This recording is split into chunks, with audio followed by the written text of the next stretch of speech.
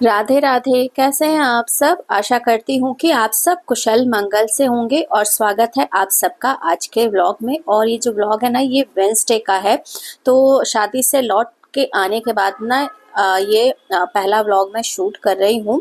तो संडे को आने के बाद जो है ना, इतनी ज़्यादा थकान और नींद आ रही थी कि संडे और मंडे 2 दिन तो ना अच्छे से रेस्ट किया।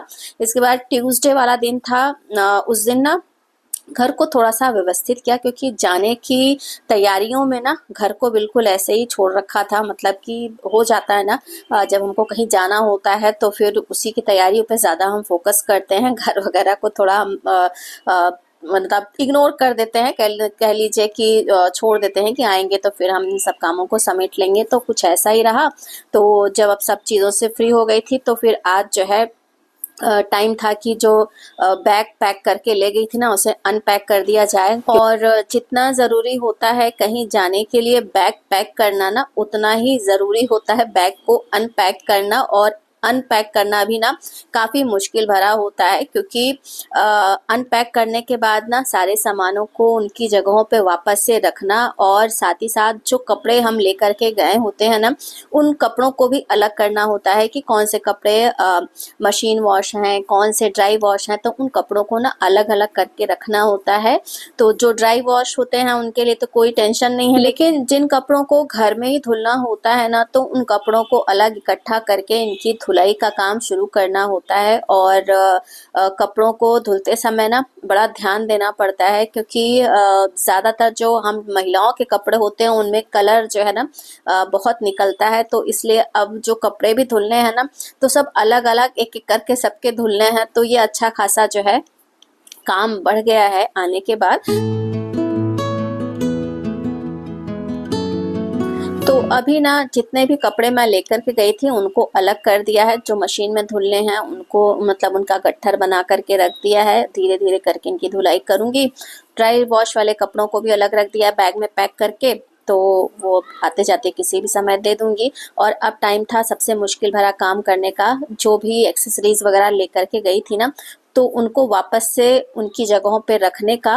और जाने के चक्कर में बहुत सारा सामान मैंने बिखरा भी दिया था। हालांकि ड्रेसिंग टेबल थोड़ा सा बिखरा भी था पहले से, ऐसा नहीं है कि सारी मेरी ही गलती है इसी समय की, जाते समय की, ऐसा नहीं है।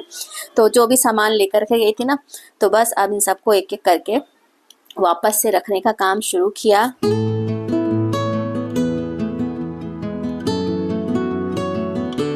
और जब भी कहीं जाना होता है ना, चाहे शादी हो या कहीं घूमने फिरने, पार्टी फंक्शन, कुछ भी कहीं भी जाना है जहाँ पे परिवार के सभी सदस्य जा रहे हो ना, तो पहले मैं उनकी सारी व्यवस्थाएं करती हूँ। इसके बाद फिर ना अपने ऊपर ध्यान देती हूँ। तो जब सबके लिए सब कुछ करने के बाद अब अपने लिए सारी व्यवस्था करने का टाइम आता है ना, तब तक समय कम हो जाता है। मतलब मेरे पास मेरी अपनी तैयारी करने के लिए ज़्यादा समय ही नहीं मिलता है। तो जल्दी जल्दी में, हड़बड़ी में जो समझ में आता है, जैसे समझ में आता है ना, सारी व्यवस्थाएं करती हूँ। और इस जल्दीबाजी के चक्कर में जाहिर सी बात है सामान फैलता ही है। तो कुछ यही स्थिति होती है मेरे साथ हमेशा की, यही है। बस यही है कि मैं ना जैसे अभी फैला करके गई थी, तो आने के बाद मेरा ये काम है कि सारी चीज़ों को मैं फिर से व्यवस्थित कर दूं, ताकि जब मुझे फिर से जाना हो और लास्ट टाइम में मुझे अपनी तैयारी करनी हो तो मुझे ज़्यादा दिक्कत ना हो। तो बस थोड़ा सा ये आराम रहता है कि लौटने के बाद चीज़ों को फिर से वापस से उन्हीं जगहों पे मैं रखती हूँ। जैसे अभी जो चूड़ी पहनी थी ना, तो वापस से ला करके उसी चूड़ी वाले सेट में रख दिया जहाँ पे इसकी सारी बाकी और जो चूड़ियाँ हैं।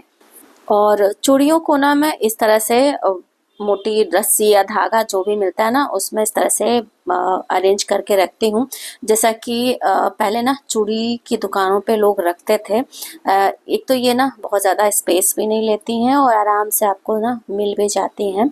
तो मुझे ये थोड़ा ज़्यादा कंफर्टेबल लगता है। और डिब्बे वगैरह में रख दो ना, तो फिर एक एक करके निकालना पड़ता है। इसमें तो धागा खोला, फटाक से जो चूड़ी मुझे चाहिए वो निकाल ली, बाकी बांध करके ऐसे ही रख दी।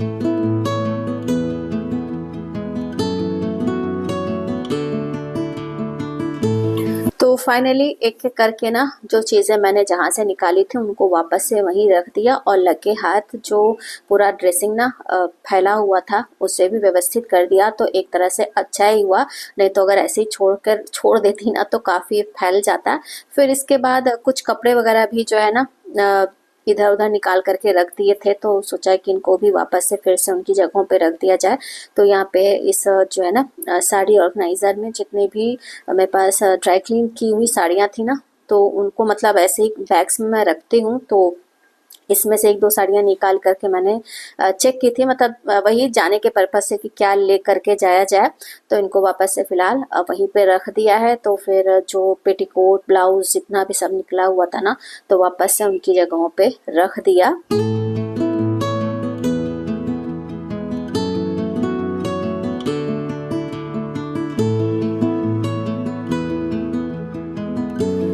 तो वेंसडे को ना ये सारा काम जो है व्यवस्थित कर दिया था। बस वही कपड़ों को धुलने वाला काम था, वो धीरे धीरे के करके मशीन में डाल दिए थे मैंने, तो वो धुल रहे थे। फिर इसके बाद शावर वगैरह लेकर के पूजा की। बाकी घर की साफ सफाई का काम जो है ना रोबोट ही कर रहा था। और रोबोट से याद आया कि शिप्रा जोशी जी का कमेंट आया था, वो जो है रोबोट के बारे में जानकारी चाह रही थी। तो उसके बारे में ना मैं डिटेल वीडियो जल्द ही आप सबके साथ शेयर करूँगी। कोशिश है, प्रयास कर रही हूँ कि उसके ऊपर अच्छे से वीडियो बना दूँ।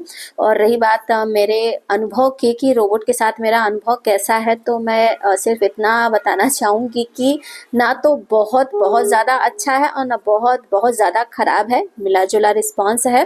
तो जो डिटेल इंफॉर्मेशन है ना आपको रिव्यू वीडियो में देखने को मिलेगा, थोड़ा सा इंतज़ार कर लीजिए। और रही बात किस ब्रांड का है, तो ये ना यूरेका का है और इसे मैंने ऑफलाइन लिया और कॉस्ट भी बता देती हूँ, 27,000 का मुझे पड़ा है। हालांकि एक और ना क्लीनिंग रोबोट था इसी ब्रांड का, वो 14-15 हज़ार के आसपास का था, लेकिन उसका ना सक्शन पावर कम था, जिसकी वजह से मैंने उसे नहीं लिया। तो फिलहाल अभी तो ठीक ठाक काम कर रहा है। लास्ट 2-3 महीनों से तो लगातार यूज़ कर ही रही हूँ मैं। तो रोबोट को एक किनारे करके ना अब बात करती हूँ अपने किचन की कि किचन में क्या काम हो रहा है। दोपहर का समय है लंच बनाने का, तो बस वही सब काम चल रहे हैं।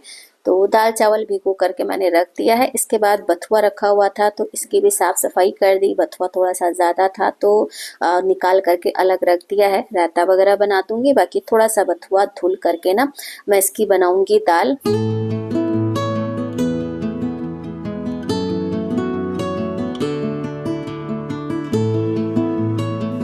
ठंड आते ही ना जहाँ पे दिन छोटा हो जाता है, समय मतलब 24 घंटे कम पड़ते हैं आपको अपने काम समाप्त करने के लिए, वहीं ना इस ठंड में ढेर सारी सब्जियां आ जाती हैं जो कि आपका इस समय की तंगी को ना और बढ़ा देती हैं।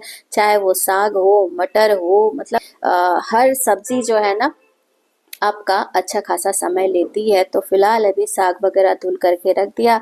मटर छील ही रही थी, तब तक रोबोट भाई साहब आ गए किचन में, किचन की साफ सफाई करने, मतलब वेट मॉपिंग करने, मतलब पोछा लगाने।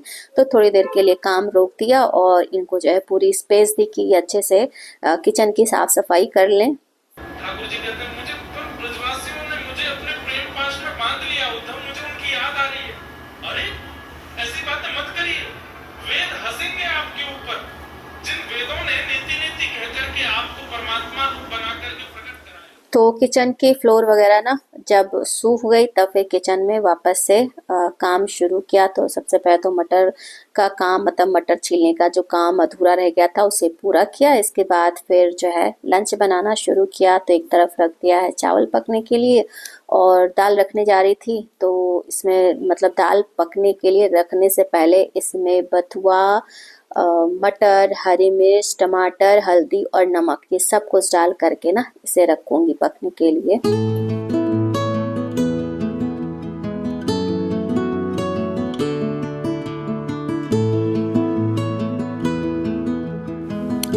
तो दाल चावल रख दिया पकने के लिए। इसके बाद फिर ना सब्जी भी काटने का काम शुरू किया। तो सब्जी बनेगी आलू और पत्ता गोभी।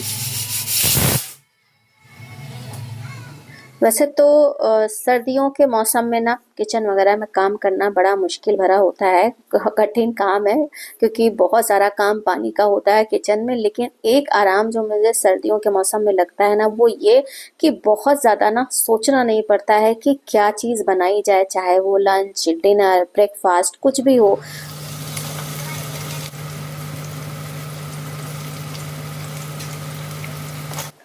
सर्दियों के मौसम में ना अलग अलग तरीके की इतनी सारी सब्जियां होती हैं ना कि किसी भी सब्जी से कुछ भी बनाया जा सकता है। कुछ नहीं भी समझ में आ रहा हो ना, तो सारी सब्जियों को मिक्स करके उनका वेज कबाब बना लिया, पराठा बना लिया। हर चीज़ ना ठंड में खाने में अच्छी ही लगती है। फिलहाल तो अभी ना मैंने सब्जी छौंक दी है, दाल चावल दोनों पक गए हैं और साथ के साथ ही ना किचन को समेटने का भी काम मेरा चल रहा है। और सब्जी छौंकने के बाद दाल चेक करने की बारी थी, तो दाल भी ना अच्छी तरह से पक गई है। और दाल यहाँ पे मैंने अरहर की ली थी, आप चाहें तो ना इसे चने की दाल में भी बना सकते हैं, या फिर जो मिक्स दालें होती ना।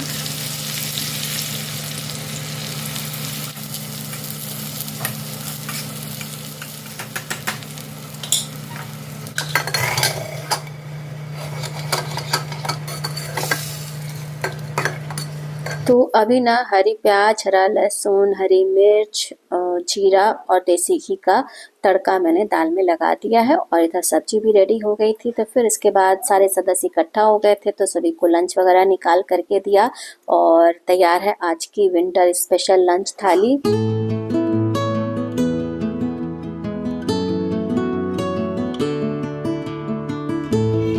राधे राधे। तो अभी ना खाना खाने के बाद, किचन वगैरह का सारा काम समेटने के बाद ना आकर के बैठ गई हूँ धूप में।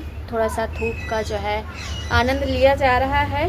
और साथ ही ना आज का जो ये व्लॉग है मैं यहीं पर एंड कर रही हूँ। व्लॉग अगर अच्छा लगा हो तो प्लीज़ वीडियो को लाइक और चैनल को सब्सक्राइब करना ना भूलिएगा। मिलते हैं अगले व्लॉग में, तब तक के लिए जय श्री कृष्ण।